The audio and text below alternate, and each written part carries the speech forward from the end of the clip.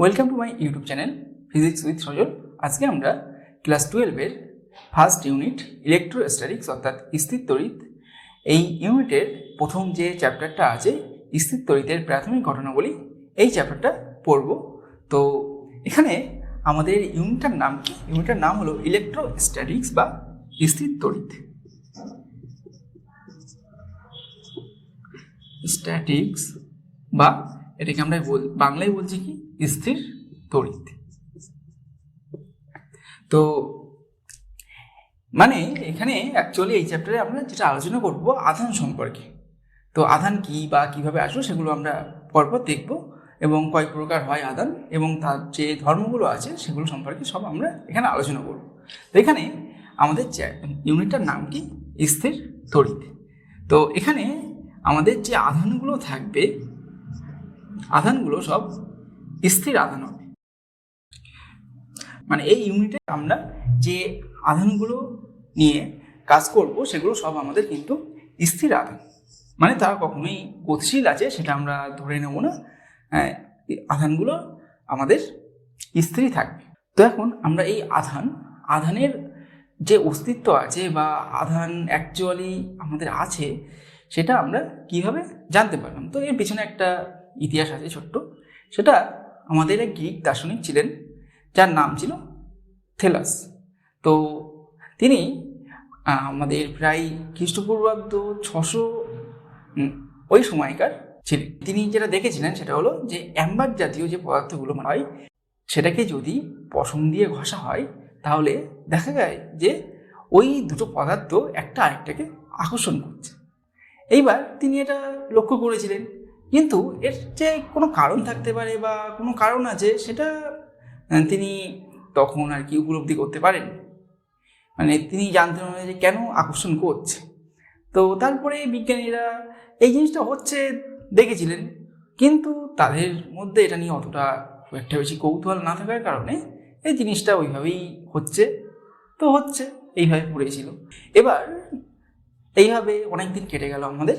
তারপরে 1600 খ্রিস্টাব্দে আমাদের এক বিজ্ঞানী তিনি এই জিনিসটা নিয়ে আবার চর্চা শুরু করলেন, মানে কেন হচ্ছে বা এটা জিনিসটা আবার ভালোভাবে খেয়াল করলেন, মানে তার নজরে জিনিসটা অ্যাকচুয়ালি আসলো।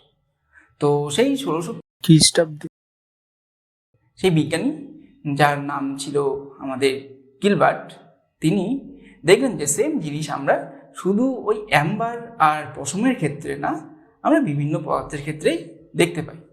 যেমন ধরা যাক একটা কাচদণ্ডকে যদি আমরা পশম দিয়ে ঘষি তাহলেও আমরা সেম জিনিস দেখতে পাই। এরকম বিভিন্ন পদার্থের ক্ষেত্রে কিন্তু আমরা এই জিনিসটা মানে তিনি তখন লক্ষ্য করেছিলেন যে এই জিনিসটা দেখা যাচ্ছে।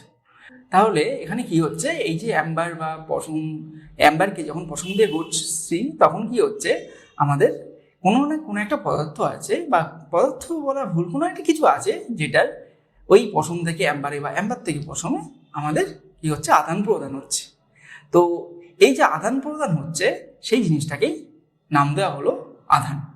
এইবার এই যে আধান নাম দেওয়া হলো, তো আধান তারপরে দেখা গেল যে আধান আমাদের দুই প্রকারের হয়, যেটা আমরা জানি, আগে আমরা নিচু ক্লাসে পড়েছি যে আধান দুই প্রকার হয়, একটা ধনাত্মক আধান বলে থাকি আর একটা আমরা ঋণাত্মক আধান বলে থাকি। তো সেখান থেকে এইভাবে কিন্তু আমাদের আধানের উৎপত্তিটা হয়েছে। তো এই যে যে জিনিসগুলো বললাম এতক্ষণ ধরে, এর আমাদের রিয়েল লাইফে একটা এক্সাম্পল আছে। তোমরা সবাই সেটা জানো যে যখন আমরা চিরুনি দিয়ে চুল আঁচাই, এই চুল আঁচানোর পরে কি হয়, আমরা চিরুনিগুলোকে যদি ছোটো ছোটো কাগজের টুকরোর উপরে ধরি তাহলে কাগজের টুকরোগুলো লাফ মেরে আমাদের ওই চিরুনিতে উঠে আসে। তার কেন উঠে আসে? কারণ চিরুনিটা আমাদের ওই কাগজের টুকরোকে আকর্ষণ করছে। তো সেই আকর্ষণ কিভাবে করছে, বা এক্ষেত্রে আমাদের চুল থেকে চুল আর চিরুনির মধ্যে কী ধরনের আদান প্রদান হচ্ছে, বা কে আমাদের এই আধান বর্জন করছে বা গ্রহণ করছে, সেগুলো আমরা একটা শ্রেণীর সাহায্যে জানতে পারি, যেটাকে আমরা বলে থাকি এই স্থির তড়িৎ শ্রেণী। মানে এইটা এখানে যেটা লেখা আছে বোর্ডের উপরে এটা। তো এখন আমাদের এই যে চিরুনি দিয়ে চুল আঁচানোর সময় অ্যাকচুয়ালি কী ঘটছে, চিরুনি দিয়ে চুল আঁচানোর সময় আমাদের যে চুলের মধ্যে যে আধান আছে, তো সেই আধানকে আমরা কি বলেছি, দুটো ভাগে ভাগ করতে পারি, একটা ধনাত্মক আধান আরেকটা আমাদের ঋণাত্মক আধান, মানে একটা পজিটিভ আর একটা নেগেটিভ আধান। তো এই আধানগুলো কি হয়, অ্যাকচুয়ালি একটা বস্তু থেকে আরেকটা বস্তুতে স্থানান্তরিত হয়। তো ধনাত্মক আধান হিসেবে আমরা উদাহরণ দিতে পারি, তোমরা জানো প্রোটন, এটা একটা ধনাত্মক আধান। আবার ঋণাত্মক আধান হিসেবে আমরা উদাহরণ দিতে পারি ইলেকট্রন, সেটা আমাদের একটা ঋণাত্মক আধান। তো এখানে আমরা অ্যাকচুয়ালি এই আধানগুলোকে যার সাহায্যে মাপবো, মানে একটা বস্তু থেকে আরেকটা বস্তুতে কতটা পরিমাণ আধান যেতে পারে সেটা যেভাবে আমরা বুঝবো, সেটা কিভাবে, যে একটা বস্তু থেকে আরেকটা বস্তুতে আমাদের আধান যাচ্ছে, যে কোনো পদ্ধতিতে যেতে পারে, কি পদ্ধতিতে আমরা পরে দেখবো। তো সেই আধানটা কিন্তু আমাদের এই যে ইলেকট্রন অর্থাৎ ই এর যে আধান হয় তার পূর্ণ সংখ্যার গুণিতক হিসেবে যায়। মানে এখান থেকে, মানে এই এটাকে এ বস্তু বলুন, এটা বি বস্তু। তো এখন এই এ বস্তু থেকে বি বস্তুতে যদি আমাদের আধান যায় তাহলে কি হবে, হয় একটি ইলেকট্রন যাবে, নাহলে দুটো, নাহলে তিনটে, নাহলে চারটে, নাহলে পাঁচটা, এরকম ইলেকট্রন যাবে। ইলেকট্রন ঋণাত্মক আধান বস্তু, তো এখানে মাইনাস দিয়ে দিচ্ছি, এরকম যাবে। কিন্তু কখনোই আমাদের 1.6 ইলেকট্রন বা 6খানা ইলেকট্রন বা 2.7 ইলেকট্রন, মানে এরকম টাইপের কিন্তু আধান যাবে না। মানে সবসময় ইলেকট্রনের যে পূর্ণ সংখ্যার গুণিতক আছে সেই গুণিতক আকারে কিন্তু একটা বস্তু থেকে আরেকটা বস্তুতে আমাদের ইলেকট্রনের আদান প্রদান হবে। তো তাহলে এটাকে আমরা ইন জেনারেল এইভাবে লিখতে পারি, Q equal to plus minus N into E. তার মানে এনটা হলো আমাদের একটা পূর্ণ সংখ্যা, 1 2 3 4 এগুলো সব হতে পারে, এন ইকুয়াল টু 1 2 3 4। এইবার কোনো বস্তুতে আমাদের ধনাত্মক আধান থাকতে পারে, আবার কোনো বস্তুতে ঋণাত্মক আধান থাকতে পারে, সেই কারণে এখানে প্লাস মাইনাস দেওয়া হয়েছে। তো এইভাবে কিন্তু আমাদের একটা বস্তু থেকে আরেকটা বস্তুতে ইলেকট্রনের আদান প্রদান হবে। তো সেই জিনিসটাই কিন্তু আমাদের চুল আর চিরুনির মধ্যে ঘটছে। তো আরেকটা জিনিস বলি, যে এই যে একটা বস্তু থেকে আরেকটা বস্তুতে আমাদের ইলেকট্রনের আদান প্রদান হচ্ছে, ইলেকট্রনের আধানের পূর্ণ সংখ্যার গুণিতক হিসেবে, এটাকে আমরা বলে থাকি আধানের কোয়ান্টাইজেশন। এটাকে কি বলা হচ্ছে, আধানের কোয়ান্টাইজেশন।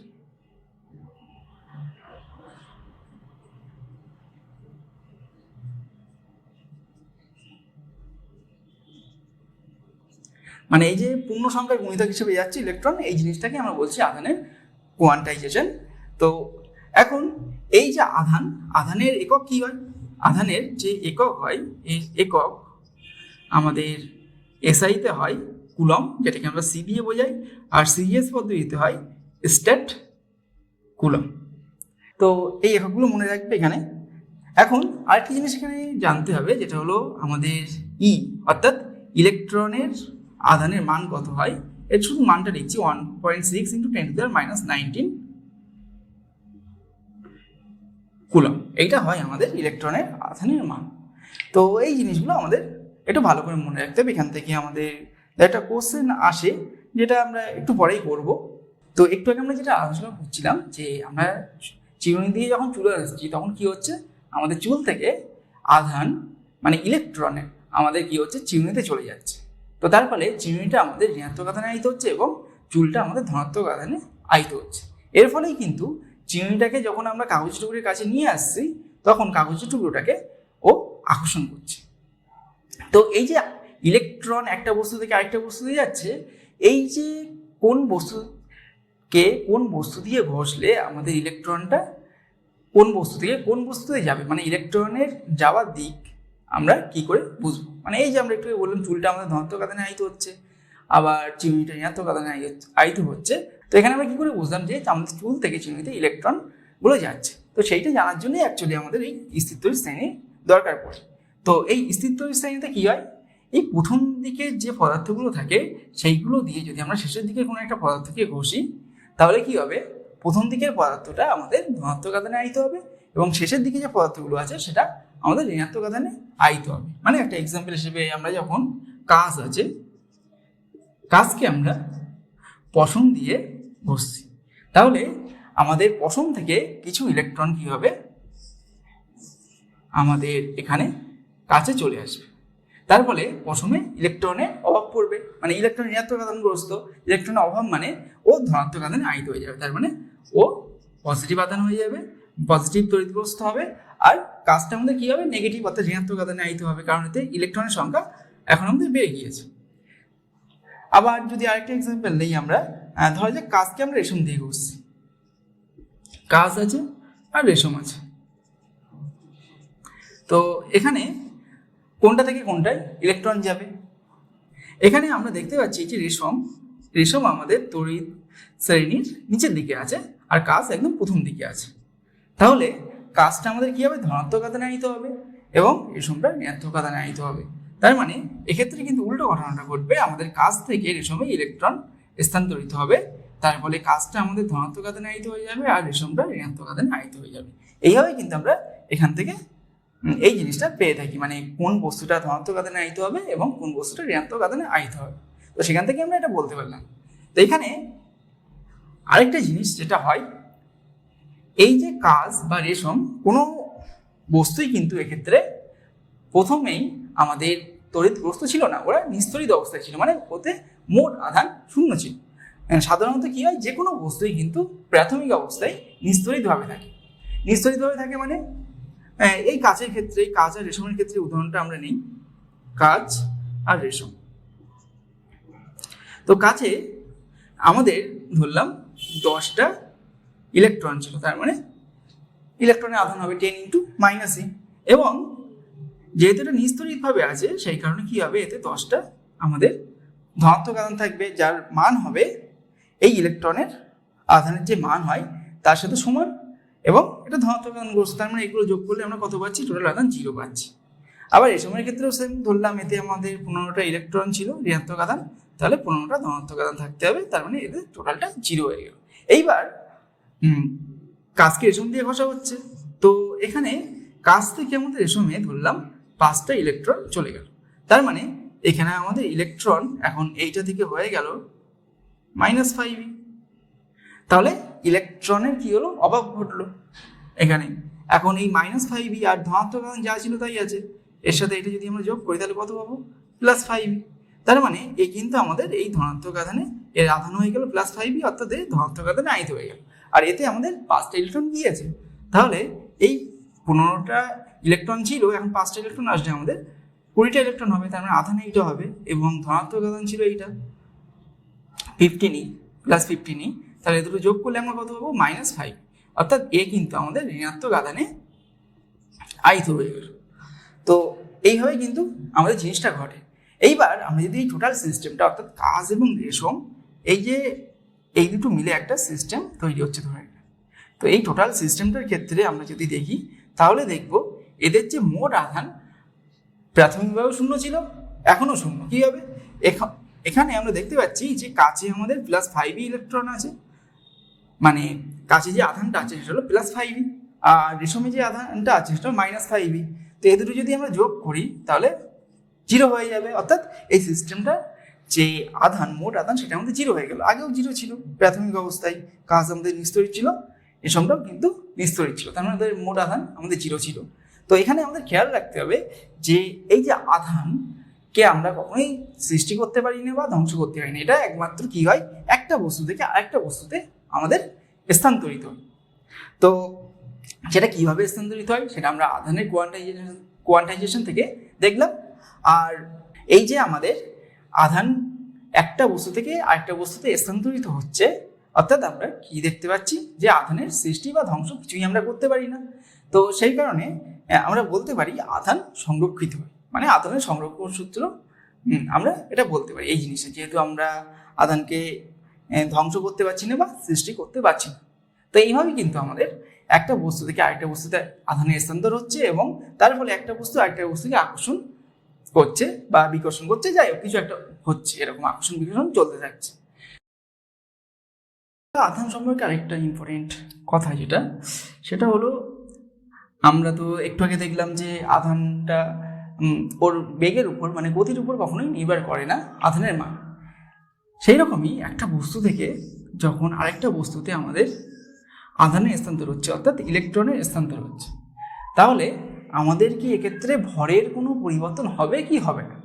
তো এখান থেকে ধরলাম আমাদের 5টা ইলেকট্রন এই বস্তুতে চলে গেল, তার মানে এ 5টা ইলেকট্রন পেলো আর এ 5টা ইলেকট্রন অভাব করলো, অর্থাৎ 5e চার্জে আহিত হলো +5e, আর এ -5e চার্জে আহিত হলো। এখন যেহেতু এই বস্তুটাতে আমাদের ইলেকট্রন বেরিয়ে গিয়েছে এই বস্তুটা থেকে, তো সেই কারণে এই বস্তুটার ভরের কি কোনো পরিবর্তন হবে, বা এই বস্তুটাতে যেহেতু 5টা ইলেকট্রন এসে জমা হয়েছে সেই কারণে এর কি ভরের কোনো পরিবর্তন হবে? অবশ্যই হবে, কারণ প্রত্যেকটা ইলেকট্রনের একটা নির্দিষ্ট পরিমাণে ভর আছে এম ই। এটা কত হয়? 9.1 × 10⁻31 কেজি।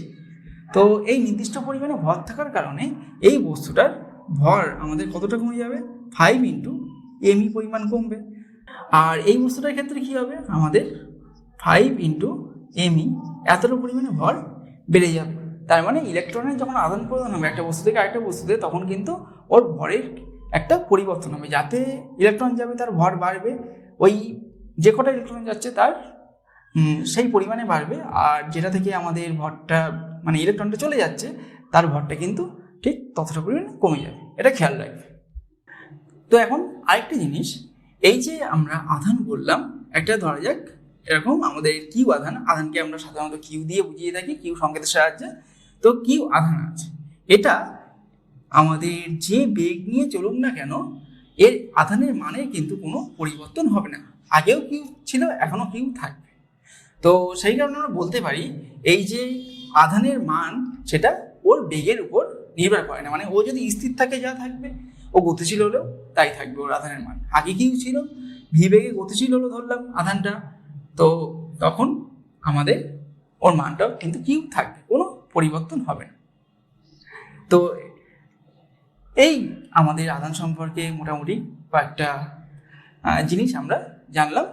তো এখন আমরা যেটা দেখলাম যে এতক্ষণ ধরে আধান এবং একটা বস্তু থেকে আরেকটা বস্তুতে কীভাবে আধানের স্থানান্তরিত হয় সেই ঘটনাগুলো আমরা দেখলাম, বা কীভাবে হয় আধানের কী কী ধর্ম আছে সব আমরা মোটামুটি দেখলাম। এইবার এই যে একটা বস্তু থেকে আরেকটা বস্তুতে আধান স্থানান্তরিত হচ্ছে সেইটা কী কী পদ্ধতিতে হতে পারে বা কীভাবে হতে পারে সেটা আমরা দেখব। তো এই আধানের স্থানান্তর একটা বস্তু থেকে আরেকটা বস্তুতে আধানের স্থানান্তর 3 রকমভাবে হতে পারে। একটা হলো বাই ফ্রিকশন বা রাবিং, মানে ফার্স্ট আমরা যে এক্সাম্পলটা দিলাম যে যখন চিরুনি দিয়ে আমরা চুল আসাচ্ছি সেই ঘটনাটা, তো সেক্ষেত্রে কী হচ্ছিল, আমরা চিরুনিটা চুলে ঘষছিলাম, অর্থাৎ এখানে একটা ঘর্ষণ সৃষ্টি হচ্ছিল, বা বলতে পারি আমরা ঘষছিলাম, সেটাকে রাবিং বলা হচ্ছে অ্যাকচুয়ালি। তো এইভাবে কিন্তু আমাদের একটা আধানের স্থানান্তর হতে পারে। তো যেটাকে আমরা লিখছি ঘর্ষণের দ্বারা, 1 নম্বর ঘর্ষণের দ্বারা মানে বাই রাবিং, বা বলতে পারি বাই ফ্রিকশন। নেক্সট যেটা এই আয়তকরণের প্রসেস আছে সেটা হলো বাই টাচিং, বা আমরা বলতে পারি বাই কন্ডাকশন, একই জিনিস, মানে স্পর্শ করি। মানে ধরা যাক এই পেনটা আছে, পেনটা একটা আয়িত বস্তু, সেটা দিয়ে আমার হাতে স্পর্শ করালাম, তাহলে এই পেনটা থেকে আমাদের আধান এতে চলে আসবে এবং আমার হাতটা আয়িত হয়ে যাবে। মানে এইরকম এখানে একটা ধরলাম একটা দণ্ড আছে, এটা আমাদের ঋণাত্মক আধানে আয়িত, আর এখানে একটা পরিবাহী গোলক আছে এইভাবে রাখা। তো আমরা কি করছি, এই দণ্ডটাকে এইটার সাথে টাচ করাচ্ছি, অর্থাৎ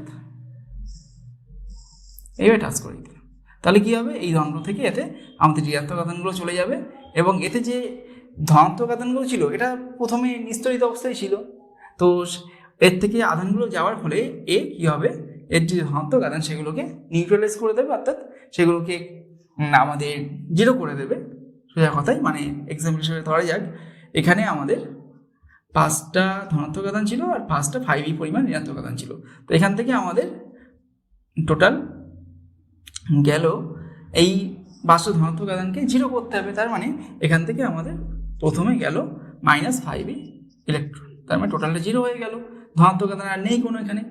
তো এইবার কি হবে, এর থেকে ঋণাত্মক আধানগুলো এতে আসতে থাকবে এক এক করে, এসে পুরো বস্তুটাকেই আমাদের ঋণাত্মক আধানে আয়িত করে দেবে।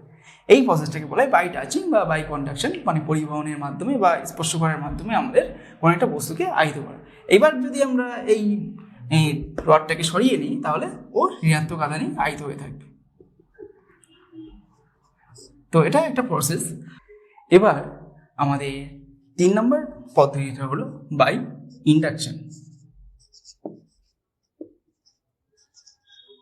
বা আবেশের দ্বারা।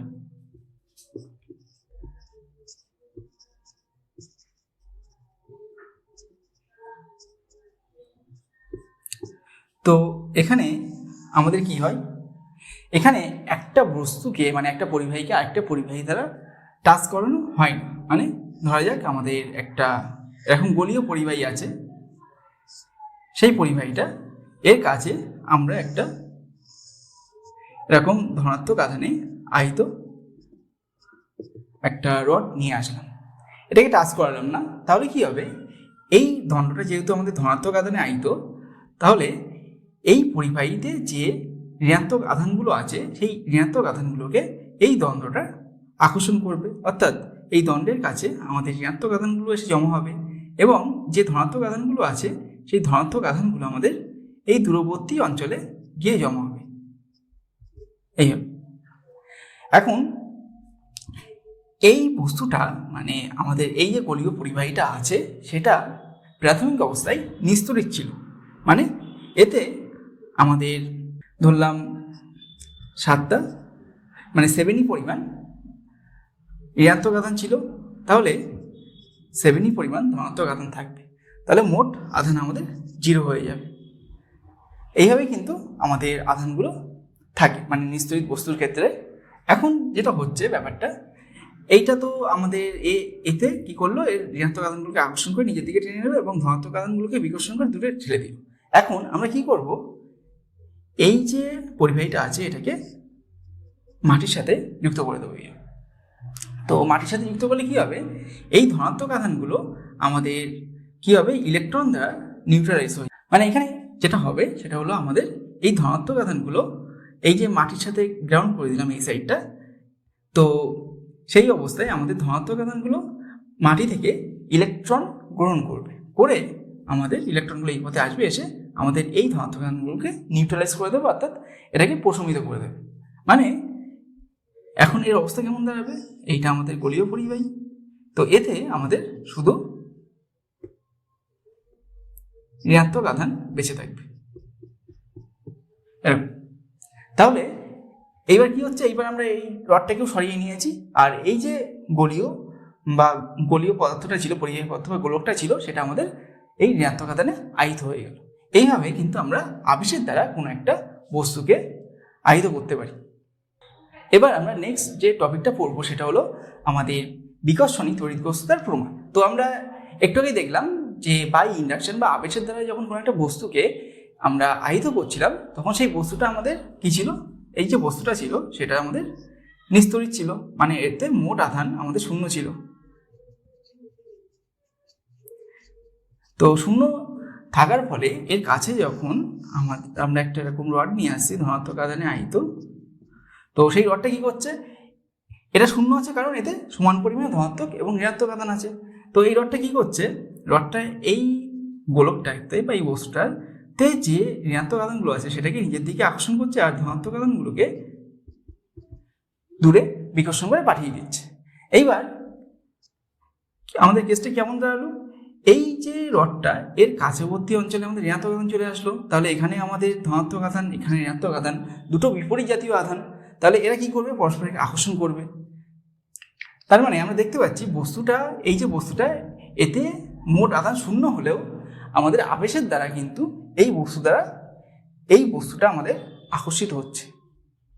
আবার এটা আমরা জানি যে কোনো একটা ধনাত্মক বস্তুকে ধনাত্মক আধানে আহিত এরকম বস্তু আছে, সেটাকে যদি একটা ঋণাত্মক আধানে আহিত বস্তুর কাছে আনি, তাহলে সেটা একটা আরেকটাকে আকর্ষণ করে। তো আমাদের তাহলে আমরা দেখতে পাচ্ছি মোট আধান যদি 0 হয়, অর্থাৎ বস্তুটা যদি নিস্তড়িত অবস্থায় থাকে, তবুও আকর্ষণ বল কাজ করে, মানে এই ক্ষেত্রেও কাজ করছে, এই ক্ষেত্রেও কাজ করছে। এই ক্ষেত্রে আধান আছে বস্তুটাতে, কিন্তু এই ক্ষেত্রে আমাদের কোনো আধান ছিল না। তাহলে এখান থেকে আমরা কিন্তু বলতে পারছি না যে বস্তুটা তড়িৎগ্রস্ত না, কারণ এখানে তড়িৎগ্রস্ত না হওয়া সত্ত্বেও আকর্ষিত হচ্ছিল। এই কারণেই আমাদের বলা হয় যে বিকর্ষণী তড়িৎগ্রস্ততার একমাত্র প্রমাণ। কেন? কারণ এখানে আমরা ধরলাম যে এই যে একটা দণ্ড আছে যেটা ধনাত্মক আধানে আহিত, আর এর কাছে আরেকটা দণ্ড আছে যেটা ধনাত্মক আধানে আহিত। তাহলে এরা যেহেতু সমজাতীয় আধান, দুটো দণ্ড আমাদের কি সমজাতীয় আধানে আহিত, তাহলে সমজাতীয় আধান কি করে, পরস্পরকে বিকর্ষণ করে, অর্থাৎ একে এইদিকে বিকর্ষণ করবে আর একে এইদিকে বিকর্ষণ করবে। তার মানে এখান থেকে আমরা বুঝতে পারছি যে এই বস্তুটা তড়িৎগ্রস্ত আছে। আবার এটা যদি আমাদের ঋণাত্মক আধানে আহিত হতো, ধনাত্মক আধানে না আহিত হয়ে, তাহলেও কিন্তু আমাদের সেম ঘটনাটা ঘটতো। এই কারণে বলা হয় যে বিকর্ষণই আমাদের তড়িৎগ্রস্ততার প্রমাণ। এখন আমরা কোনো একটা বস্তু পরিবাহী না অপরিবাহী সেটা কি করে বুঝবো?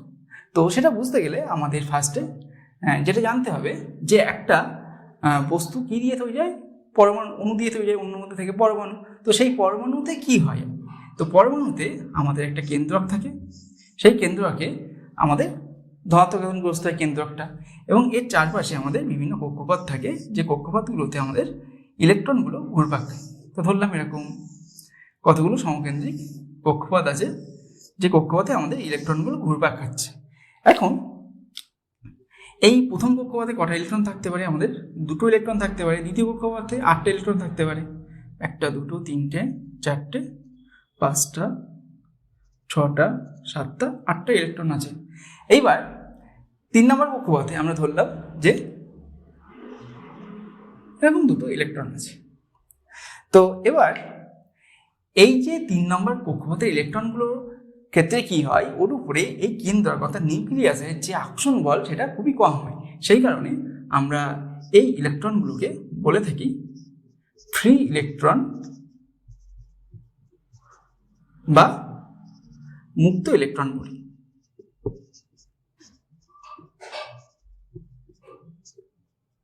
তো এই মুক্ত ইলেকট্রনের উপর নির্ভর করেই আমাদের এই যে পরিবাহী অপরিবাহী এগুলো নির্বাচন করা হয়ে থাকে সাধারণত। তো আমরা পরিবাহী কাদেরকে বলবো? পরিবাহী পদার্থ তাদেরকেই বলা হবে যাদের মধ্যে আমাদের এই মুক্ত ইলেকট্রন বা ফ্রি ইলেকট্রন থাকে।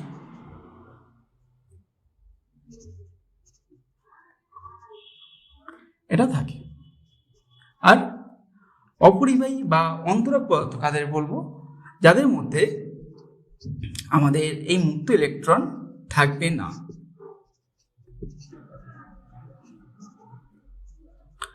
কি হবে? এই ফ্রি ইলেকট্রন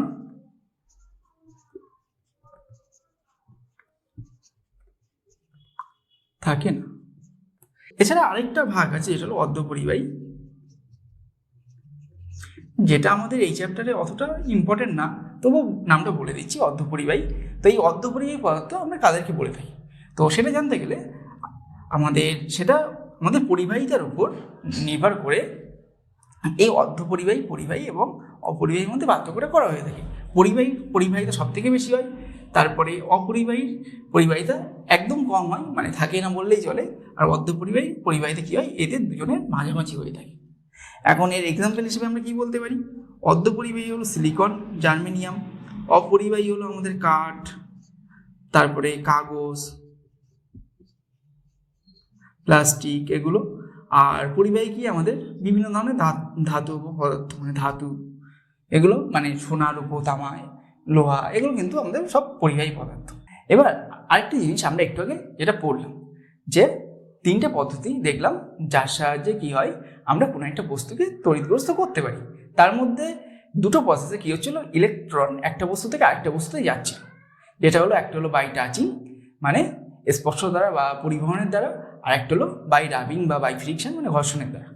তো এই 2টো পদ্ধতিতে আমাদের ইলেকট্রন কি হচ্ছিল, একটা বস্তুতে আরেকটা বস্তুতে যাচ্ছিল। সেটা কোন ইলেকট্রনগুলো যাচ্ছিল? সেটা কিন্তু আমাদের এই মুক্ত ইলেকট্রনগুলোই আমাদের একটা বস্তু থেকে আরেকটা বস্তুতে যাচ্ছিল, মানে সর্ববস্তু পক্ষে যে ইলেকট্রনটা ছিল সেই ইলেকট্রনটাই একটা বস্তু থেকে আরেকটা বস্তুতে আমাদের যাচ্ছিল। তো এইবার আমরা যে টপিকটা পড়বো সেটা হলো আধান ঘনত্ব। তো এই আধান ঘনত্ব আমাদের 3 প্রকারের হয়ে থাকে। একটা হলো রৈখিক আধান ঘনত্ব, একটা হলো তলমাত্রিক আধান ঘনত্ব, আরেকটা হলো আয়তন মাত্রিক আধান ঘনত্ব। তো রৈখিক আধান ঘনত্ব বা লিনিয়ার চার্জ ডেন্সিটি যেটা হয়, সেটা কি? রৈখিক আধান ঘনত্ব।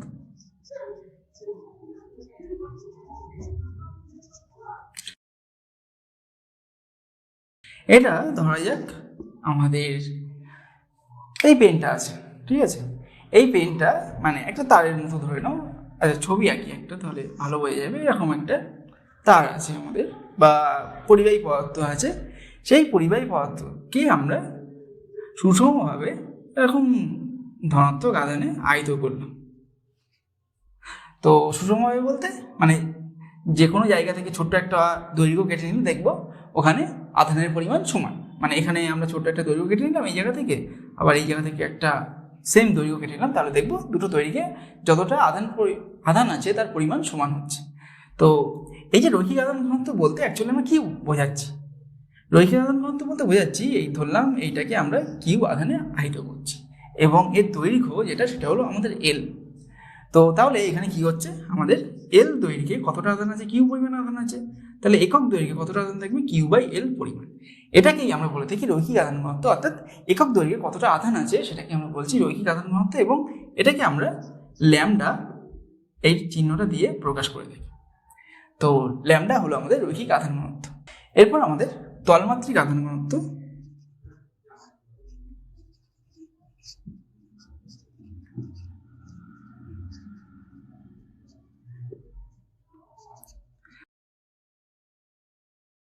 তো তল বলতে একটা নির্দিষ্ট তল মানে সারফেস, মানে বোর্ডের যে তলটা আছে সেইটা বললাম। এখানে আমাদের এরকম একটা তল আছে, এই তলে আমরা এটাকে একটা আধান দিয়ে আহিত করে দিলাম এইভাবে। মানে এখানেও কিন্তু আমাদের সুষমভাবে আহিত হচ্ছে জিনিসটা।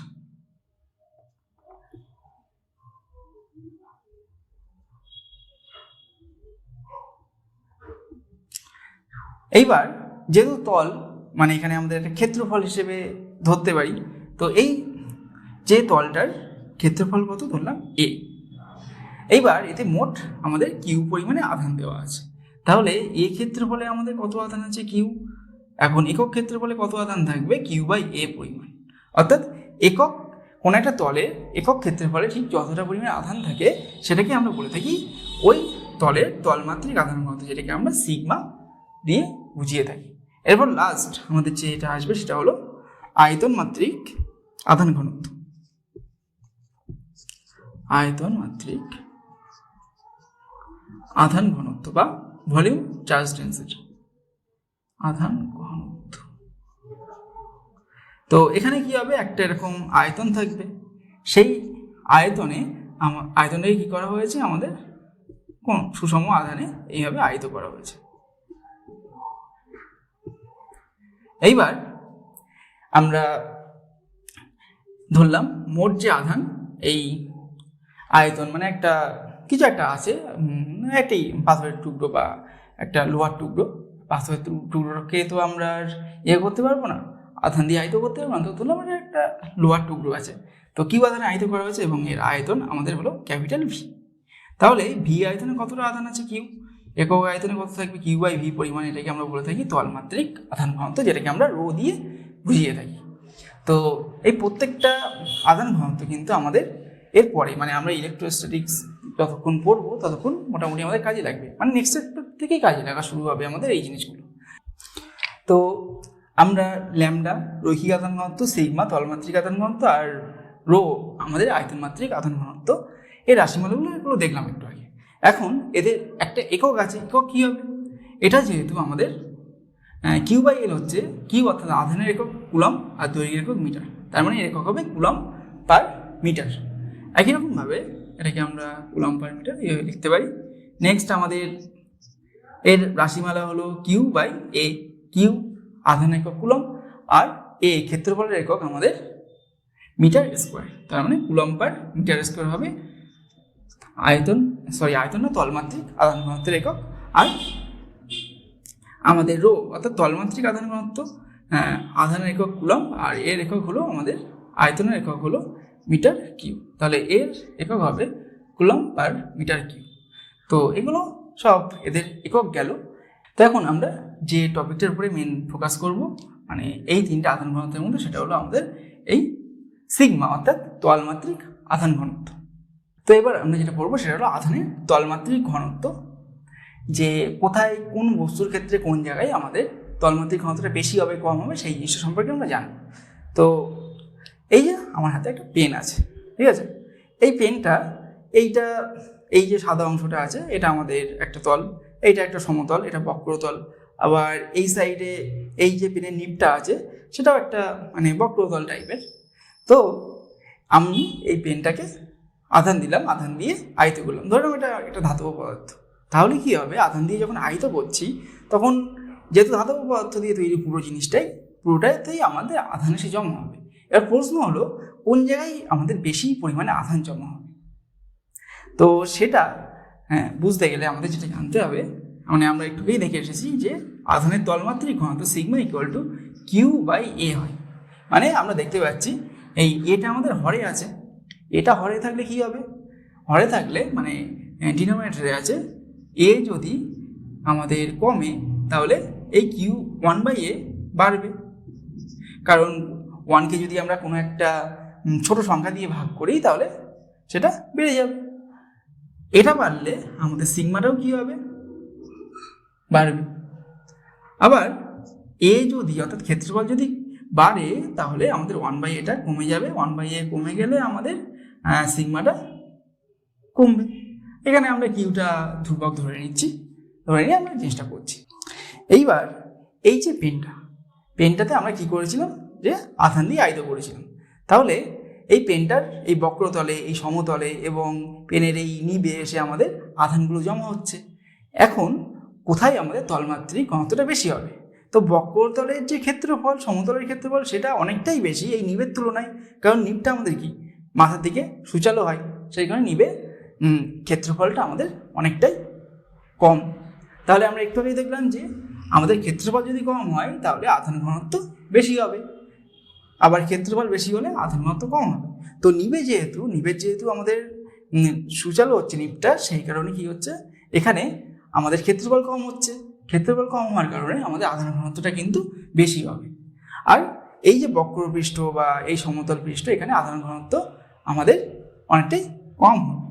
তো এইরকম আমাদের অনেক বস্তু আছে, যেমন ধর যাক একটা গোলক আছে, মানে ফুটবল টাইপের কিছু একটা। তো এর ক্ষেত্রে কি হবে, আধান দিলে আধান এর বাইরের পৃষ্ঠে এসে জমা হবে, যেহেতু পরিবাহী। তো এখানে আমাদের সর্বত্র কি আমাদের ক্ষেত্রফলটা সমান, তার মানে আধানটা সুষমভাবে ছড়িয়ে যাবে এর ক্ষেত্রে। আবার ধরা যাক এরকম একটা আয়তাকার আকৃতির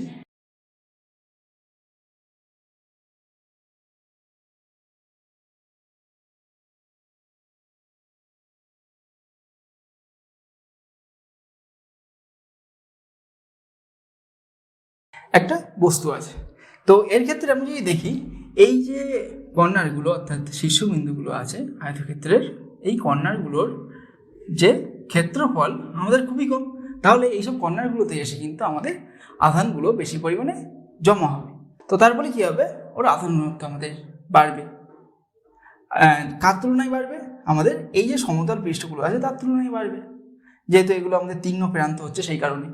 এইরকম যে কোনো তীক্ষ্ণ প্রান্তে কিন্তু আমাদের আধান ঘনত্ব সব থেকে বেশি হয়ে থাকে। তো এবার আমরা যেটা পড়বো সেটা হলো সূচিমুখের ক্ষরণ ক্রিয়া এবং সেচন ক্রিয়া। তো সূচিমুখ বলতে আমরা সাধারণত কি বোঝাচ্ছি, সূচিমুখ বলতে বোঝাচ্ছি এরকম একটা বস্তু আছে, এই বস্তুটার একটা তীক্ষ্ণ প্রান্ত মানে সূচালো প্রান্ত আছে, এটাকেই আমরা সূচিমুখ হিসেবে ধরে নিচ্ছি। এখন মানে এই পেনের যে নিব সেটাকে আমরা সূচিমুখ বলছি। তো সেই সূচিমুখ এর ক্ষরণ ক্রিয়া আর সেচন ক্রিয়া কি, এটা আমরা পড়বো এখন।